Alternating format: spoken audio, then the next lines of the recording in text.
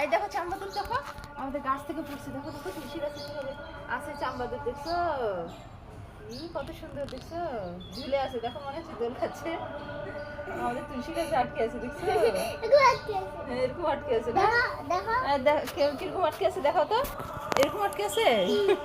তো দেখছো উপরে মহুয়া গাছ, এই মহুয়া গাছে অনেকগুলো হয় না, একটু পরে আবার গাছটাতে ভরে যাবে সব না চাম্বাদু।